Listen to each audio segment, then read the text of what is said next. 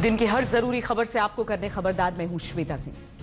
पाकिस्तान दुनिया का इकलौता देश होगा जहां आतंकवादियों ने पूरे सिस्टम को ही हाईजैक कर लिया है। आज इस्लामाबाद की सड़कों पर सैयद सलाहुद्दीन जैसे आतंकवादी खुलेआम उस जगह तक आ गए जहां पर दक्षिण एशिया के 7 देशों के प्रतिनिधि सार्क सम्मेलन में हिस्सा लेने के लिए पहुंच रहे हैं। भारत के गृह मंत्री राजनाथ सिंह भी आज शाम सार्क समिट के लिए इस्लामाबाद पहुंचे। लेकिन पाकिस्तान का हाल क्या है, यह हम आपको बताते हैं।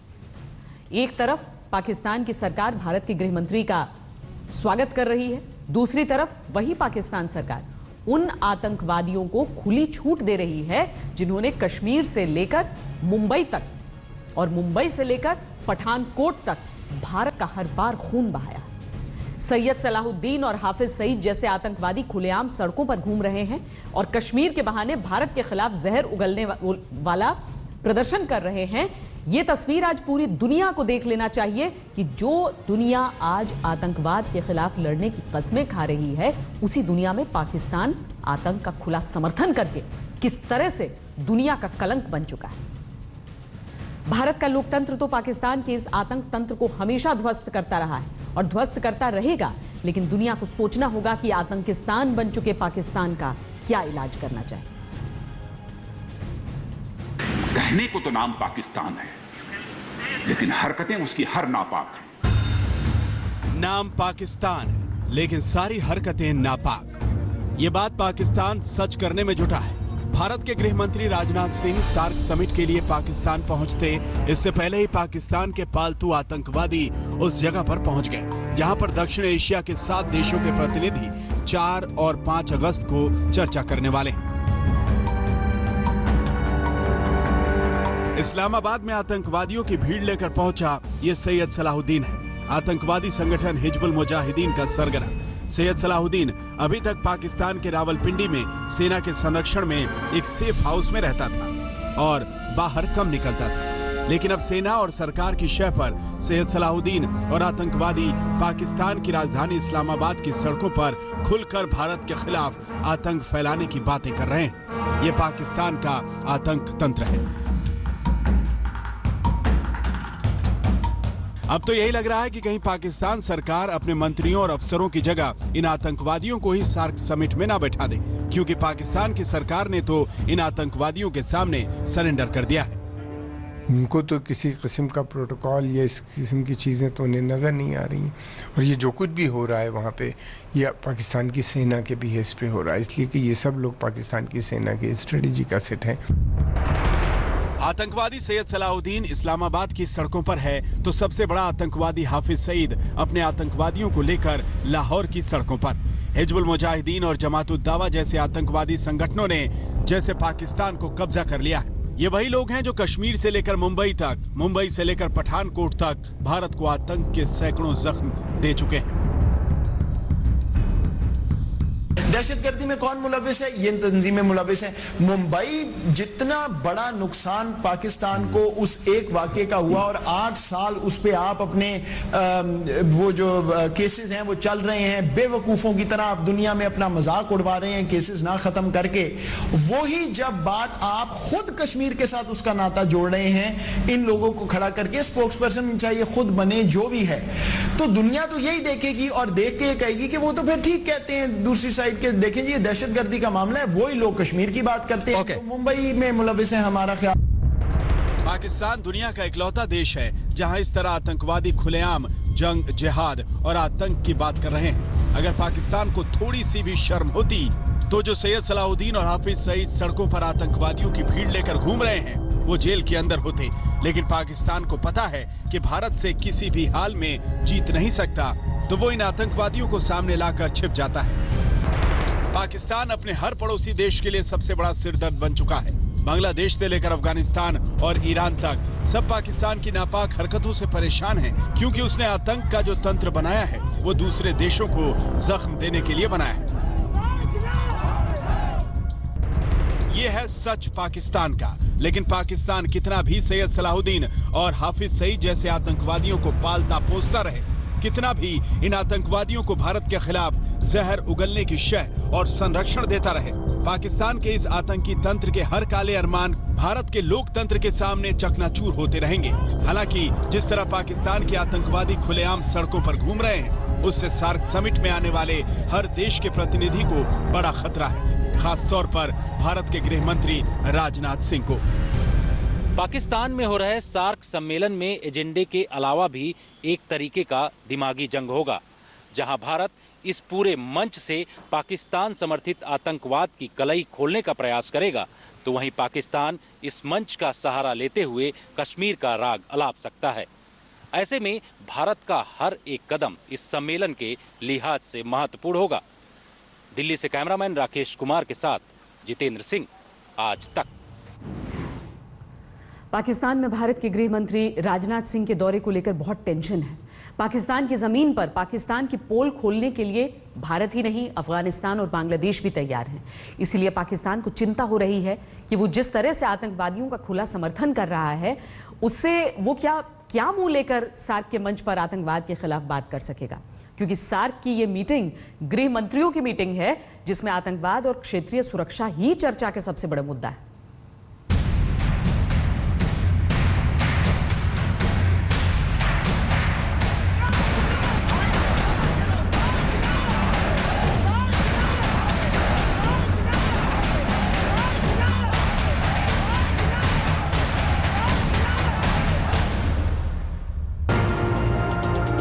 सार्क की मीटिंग के लिए भारत के गृह मंत्री राजनाथ सिंह आज इस्लामाबाद पहुंच गए, लेकिन इस मीटिंग को लेकर पाकिस्तान के अंदर बहुत टेंशन है। पाकिस्तान परेशान है क्योंकि जिस तरह से पाकिस्तान आतंकवाद का खुला समर्थन कर रहा है, उसे लग गया है कि सार्क के बड़े मंच पर उसकी आतंकवाद वाली पोल खुलने वाली है। इसमें धमकी से ज्यादा डर दिखता है। ऐसी बातों से पूरी दुनिया में पाकिस्तान अपना मजाक उड़वा रहा है, क्योंकि जिस देश में आतंकवादियों को पूरी आजादी है, जिस देश में आतंकवादी सड़कों पर निकलकर जिहाद की बात कर रहे हैं, जिस देश में आतंकवादियों को दूसरे देश के गृह मंत्री के खिलाफ प्रदर्शन करने की छूट है, वो देश कश्मीर पर बात करने के प्रवचन देता है। पूरी बेशर्मी से आतंकवाद का खुला समर्थन करके आतंकवादियों को खुली छूट देकर अपनी नापाक हरकतों से पाकिस्तान बातचीत का हर नैतिक हक गंवा चुका है। भारत ही क्यों, बांग्लादेश से लेकर अफगानिस्तान और ईरान तक कोई भी पड़ोसी देश पाकिस्तान को पसंद नहीं करता, क्योंकि वो अपने हर पड़ोसी को अपने पालतू आतंकवादियों से आतंकवाद का जख्म देता रहा है। अब पाकिस्तान को कोई बर्दाश्त नहीं करेगा। आज तक ब्यूरो। पाकिस्तान ने अपने आतंकवाद को छुपाने के लिए सार्क समिट को ही ध्वस्त करने का पूरा प्लान बनाया था। बांग्लादेश के गृह मंत्री ने तो सार्क समिट में आने से मना कर दिया, क्योंकि बांग्लादेश में पाकिस्तान की आतंकवादी गतिविधियां पकड़ी जा चुकी हैं। आतंकवादियों को सामने लाकर पाकिस्तान सरकार का प्लान यही था कि भारत इस समिट का बॉयकॉट कर दे, ताकि एक बड़े क्षेत्रीय मंच पर उसकी पोल खोलने वाला कोई न हो। हम आपको बताते हैं कि सार्क समिट में भारत का एजेंडा क्या है, और जब गृह मंत्री राजनाथ सिंह अपनी बात रखेंगे तो वो मुद्दे कौन कौन से होंगे। भारत दक्षिण एशिया में आतंकी संगठनों की मदद करने वाले देशों को बेनकाब करेगा। गृह मंत्रालय खुफिया एजेंसियों के सभी इनपुट और सबूत लेकर सार्क की समिट में गया है। इसमें उधमपुर, पठानकोट और हाल में पकड़े गए आतंकी सैफुल्ला के बारे में भी जानकारी है। इसके अलावा आतंकी फंडिंग के लिए ड्रग्स ट्रैफिकिंग और आतंकी संगठनों की सांठगांठ का भी पर्दाफाश होगा। आतंकवाद के विरोध पर सार्क देशों की प्रतिबद्धता का मुद्दा भी भारत उठाएगा। यानी कुल मिलाकर सार्क की समिट में पाकिस्तान को पावरफुल कूटनीतिक डोज के लिए तैयार रहना होगा, क्योंकि यही वो नहीं चाहता था और सार्क की मीटिंग को किनारे लगाने में जुटा था। बर्निंग ट्रेन के बारे में आपने सुना होगा, लेकिन आज दुबई इंटरनेशनल एयरपोर्ट पर एक विमान बर्निंग प्लेन बन गया। ये उसी बर्निंग प्लेन की तस्वीरें हम आपको दिखाने जा रहे हैं। यह घटना दोपहर करीब 12:45 बजे की है, जब एयर एमिरेट्स की तिरुवनंतपुरम से दुबई की फ्लाइट दुबई इंटरनेशनल एयरपोर्ट पर लैंडिंग के हादसे का शिकार हो गई। विमान में 275 यात्री और क्रू मेंबर सवार थे, जिन्हें सुरक्षित बाहर निकाल लिया गया। यह घटना कैसे हुई, इस घटना का असर क्या हुआ, यह आपको इस रिपोर्ट के जरिए बताते हैं।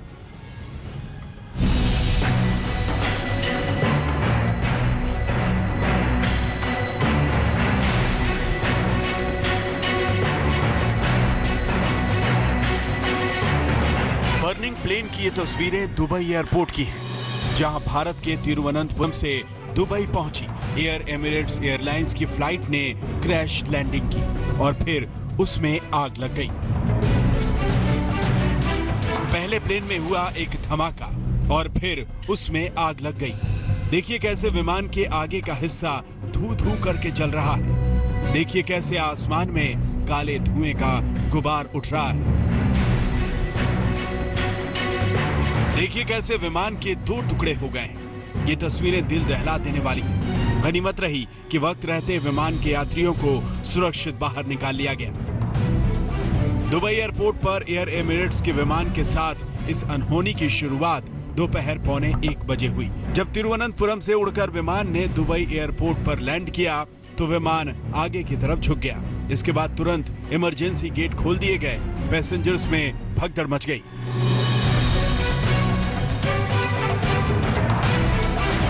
वक्त रहते सारे यात्रियों को सुरक्षित बाहर निकाल लिया गया और फिर कुछ ही मिनटों में एक धमाके के साथ विमान में आग लग गई। आग बढ़ती ही गई और विमान धुएं के गुबार में खोने लगा। इसके बाद प्लेन का एक हिस्सा टूटकर गिर गया। रनवे पर लोगों की चीख पुकार मच गई। हर तरफ अफरा तफरी का माहौल पैदा हो गया। फायर कंट्रोल सिस्टम को भी आग पर काबू पाने में काफी मशक्कत करनी पड़ी। तिरुवनंतपुरम से दुबई जैसे ही ये विमान लैंड करने के लिए पहुंचा तो एकाएक इसका संतुलन बिगड़ा। कहा यह जा रहा है कि लैंडिंग गियर ठीक से नहीं खुला और उसके बाद विमान रनवे पर आया, एक तरफ झुका और इंजन में जबरदस्त आग लग गई। एक आग का गोला आसमान की तरफ लपका और उसी समय 275 लोगों को सुरक्षित विमान से निकाल लिया गया। किसी के हताहत होने की कोई खबर नहीं है, लेकिन बोइंग 777-300 बेहद सुरक्षित विमान माना जाता है एमिरेट्स का। अब यह जांच हो रही है कि आखिर यह हादसा हुआ कैसे और आगे से इसे रोकने के लिए क्या कदम उठाना जरूरी है। आग के गोले में बदल गए इस विमान में कुल 275 यात्री और क्रू मेंबर सवार थे, जिसमें से 226 भारतीय हैं। सभी यात्री पूरी तरह सुरक्षित हैं। इस हादसे के बाद दुबई इंटरनेशनल एयरपोर्ट के ऑपरेशन को कुछ घंटों के लिए रोक दिया गया। सभी इंटरनेशनल फ्लाइट्स को माक्टुम या शारजा इंटरनेशनल एयरपोर्ट के लिए डाइवर्ट किया गया। एमिरेट्स एयरलाइंस ने भी बयान जारी कर इस घटना की पुष्टि की है। We do not have yet all the information. Thankfully, there was no fatalities among our passenger and crew. Our first priority in this case, that well-being of our passenger and crew, and answer queries from all the family. We have activated our emergency center here, and we are always trying to take care of our passenger. Dubai airport पर burning plane की ये तस्वीरें बेहद डरावनी हैं। इस घटना की वजह का अभी तक खुलासा नहीं हो पाया है। हालांकि शुरुआती जांच इस बात की तरफ इशारा कर रही है कि हादसे की वजह प्लेन के लैंडिंग गियर में आई खराबी भी हो सकती है। इंजीनियरिंग चेक्स होते हैं कि एक विमान ने कितनी लैंडिंग और टेक ऑफ्स किए हैं। उस लैंडिंग टेक ऑफ के ऊपर में इंजीनियर्स लोग मेंटेन करते हैं। कोई भी फ्लाइट टेक ऑफ के पहले भी इंजीनियर्स लोग चेक करते हैं और फिर उसको गो हेड देते हैं, तब फ्लाइट टेक ऑफ करती है। थोड़ा भी कुछ अगर होता है तो उसके ऊपर स्वाभाविक है कि वो प्लेन में अगर कुछ हुआ है तो उसके ऊपर इन्वेस्टिगेशन होगा और इसकी हमको वेट करना चाहिए कि क्या कारण इससे आते हैं, जैसे कि ऐसी चीजें दोबारा ना हो। गनीमत रही कि इस बर्निंग प्लेन ने किसी की जान नहीं ली और वक्त रहते सभी यात्रियों को सुरक्षित निकाल लिया गया। लेकिन जरा सोच कर देखिए, उन यात्रियों के बारे में सोचिए जिनके सामने वो विमान आग का गोला बन गया, जिसमें वो चंद मिनट पहले तक सफर कर रहे थे। आज तक ब्यूरो।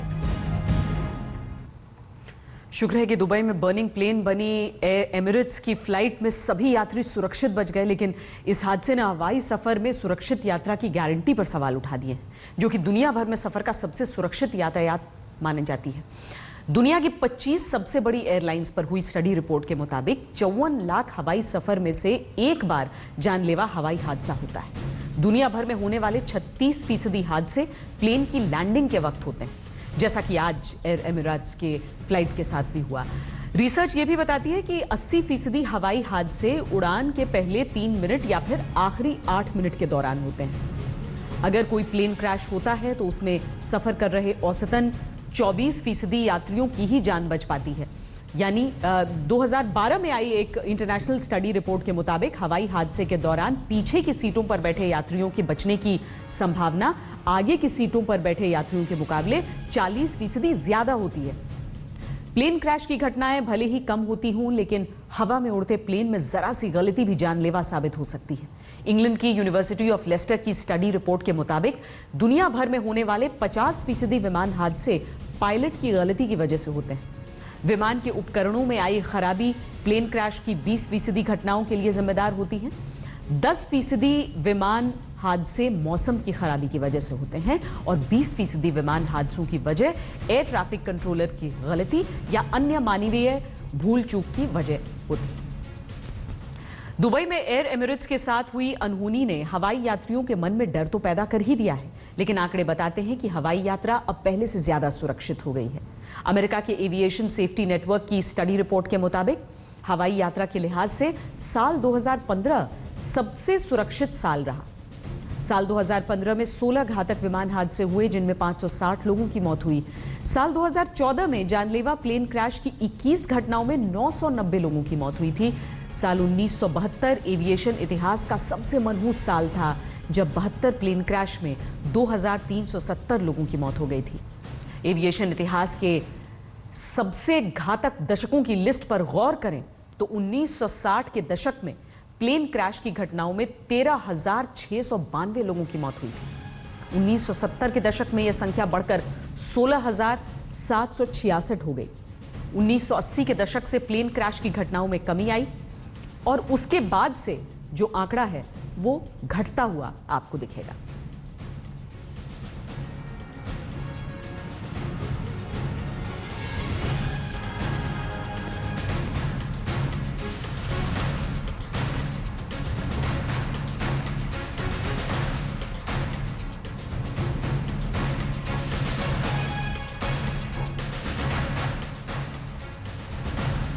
प्लेन क्रैश की घटनाओं का इतिहास उतना ही पुराना है जितना कि हवाई जहाज का इतिहास। आज के दौर में तो हवाई जहाज के बिना दुनिया की कल्पना करना मुश्किल है। भारत में तो सिविल एविएशन इंडस्ट्री सबसे तेजी से विकास करने वाली इंडस्ट्री है।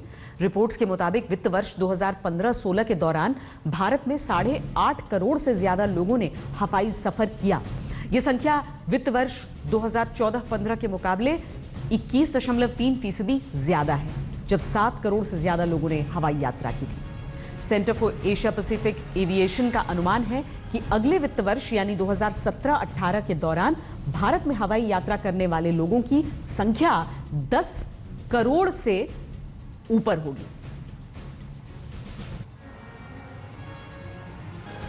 खबरदार में अब बात एक और बड़े हादसे की। मुंबई गोवा नेशनल हाईवे पर बना अंग्रेजों के जमाने का एक पुल टूटकर सावित्री नदी में बह गया। जिस वक्त ये पुल गिरा उस वक्त पुल पर 2 बसें और 3 कारें चल रही थीं, जिनकी तलाश के लिए नौसेना और एनडीआरएफ की टीमें कड़ी मशक्कत में जुटी हुई हैं।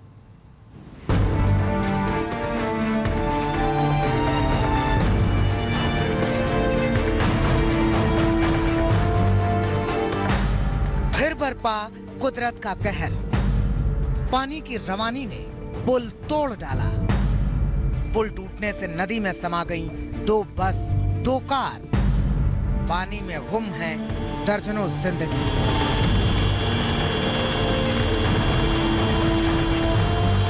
ये कुदरत के सबसे बड़े कहर की तस्वीरें हैं। महाराष्ट्र के रायगढ़ में मुंबई गोवा हाईवे पर मुंबई से 175 किलोमीटर दूर महाड का ये पुल अब इतिहास हो चुका है। सावित्री नदी इसे लील गई है। 16 घंटे बीत चुके हैं। रायगढ़ जिले में जो महाड़ गांव है उसके पास जो सावित्री नदी पर अंग्रेजों के ज़माने में जो बना हुआ पुल है वो गिरने की जो दुर्घटना हुई, जिसमें 2 बसेस यहां से बहकर गई है जो बताया जा रहा है, और कुछ प्राइवेट गाड़ियां भी उसमें थी। सावित्री नदी पर बने इस टूटे पुल और उफनते सैलाब को देखकर ही आप अंदाजा लगा सकते हैं कि हादसा कितना खौफनाक रहा होगा। पुल के टूटने के साथ ही इस उफनते सैलाब में समा गई मुसाफिरों से भरी 2 बसें और हादसे के वक्त पुल से गुजर रही 2 कारें। बताया जा रहा है कि कार और बस में करीब 22 लोग सवार थे। सुबह से हमने अपनी सारी टीमों के साथ 5-6 किलोमीटर तक का एरिया सर्च कर लिया है, लेकिन हमको सरफेस से कुछ नहीं मिला है। और इसके साथ साथ जो हमारे पास डीप डाइवर्स है, उन्होंने इस रिवर के किनारे किनारे के पूरा एरिया 5-6 किलोमीटर तक सर्च कर लिया, लेकिन उनको कुछ भी रिकवर नहीं हुआ है। देखिए, नेवी विंग का यह हेलीकॉप्टर सावित्री नदी में समाई बसों और कारों के निशान तलाश रहा है। बस और कार के साथ नदी में समाई जिंदगी की आहट सुनने की कोशिश कर रहा है। नेवी की टीम के अलावा एनडीआरएफ की 4 टीमें रेस्क्यू में लगी हैं। हर टीम में 30 जवान शामिल हैं। 12 डीप डाइवर्स रेस्क्यू बोट से खोजबीन कर रहे हैं। आपको बता दें कि सावित्री नदी पर बना ये पुल अंग्रेजों के दौर का है। पुल के बह जाने की शुरुआती वजह पानी का ज्यादा दबाव होना है। बताया जा रहा है कि लगातार बारिश से सावित्री नदी में जलस्तर काफी बढ़ गया है। इस पुल का इस साल मई में ही सुरक्षा ऑडिट हुआ था और इस हादसे के बाद सरकार ने सभी पुलों के ऑडिट का फैसला लिया था, सीएम से लेकर प्रधानमंत्री तक। इस हादसे के बाद नदी में डूबे लोगों की जिंदगी को लेकर फिक्रमंद है। सीएम फडणवीस तो हादसे वाली जगह पर खुद पहुंचकर जायजा लिया। बहरहाल नदी में डूबे लोगों की तलाश हेलीकॉप्टर्स और एनडीआरएफ की टीमों के साथ तेजी से की जा रही है, लेकिन फिलहाल जिंदगी की कोई किरण नजर नहीं आई है। मुस्तफा शेख और पंकज खेलकर के साथ साहिल जोशी, रायगढ़, आज तक। हमारे देश में यातायात के नियमों को गाड़ी के पहियों के नीचे रौंदने वालों की कोई कमी नहीं है, जो यातायात नियमों को तोड़ना अपना जन्मसिद्ध अधिकार समझते हैं। लेकिन अब ऐसे लोगों को काबू में करने के लिए केंद्रीय कैबिनेट ने मोटर व्हीकल अमेंडमेंट बिल 2016 को मंजूर कर लिया है। नए मोटर व्हीकल एक्ट में यातायात नियमों की अनदेखी करने पर लगने वाले जुर्माने की राशि में भारी इजाफा किया गया है। अभी सबसे कम ट्रैफिक चालान 100 रुपए का है, जिसे नए बिल में 500 रुपए करने का प्रावधान है। अभी बिना लाइसेंस वाहन चलाने पर 500 रुपए का चालान होता है, नए बिल में 5000 रुपए के चालान का प्रावधान है। अभी ओवर स्पीड यानी ज्यादा गति में वाहन चलाने पर 400 रुपए का चालान होता है, नए बिल के लागू होने पर यह चालान 1000 से 2000 रुपए तक हो जाएगा। अभी खतरनाक ड्राइविंग करने पर 1000 रुपए की पेनल्टी लगती है, नए बिल में यह पेनल्टी 5000 रुपए तक होगी। शराब पीकर गाड़ी चलाते पकड़े जाने पर जुर्माने की रकम को भी 2000 से बढ़ाकर 10,000 करने का प्रावधान नए बिल में है। वाहनों से रेस लगाने पर चालान की रकम को भी 500 रुपए से बढ़ाकर 5000 रुपए करने का प्रावधान है। सीट बेल्ट नहीं लगाने पर अभी 100 रुपए का चालान होता है, जो नए बिल के लागू होने पर 1000 रुपए का हो जाएगा। 2 व्हीलर पर ट्रिपलिंग करने पर 100 रुपए का चालान अब 2000 रुपए का हो जाएगा। बार बार ऐसा करने पर 3 महीने के लिए ड्राइविंग लाइसेंस रद्द भी होगा। बिना हेलमेट 2 व्हीलर चलाने पर पकड़े जाने पर 100 रुपए की बजाय अब 1000 रुपए का चालान भरना पड़ेगा और 3 महीने के लिए लाइसेंस रद्द हो सकता है। इमरजेंसी व्हीकल्स यानी ambulance, fire brigade, PCR van को रास्ता न देने पर अब तक कोई जुर्माना नहीं था, अब ऐसा करने के दोषी पर 10,000 रुपए जुर्माना लगेगा। तो तैयार हो जाइए, या तो सुधर जाइए या फिर ट्रैफिक के नियम तोड़कर जेब खाली करने के लिए तैयार हो जाइए। इस बिल को लागू करके मोदी सरकार अगले 5 सालों में सड़क हादसों की संख्या को 50% घटाना चाहती है। खबरदार में आज के लिए इतना ही। देश और दुनिया की बाकी खबरों के लिए आप देखते रहिए आज तक।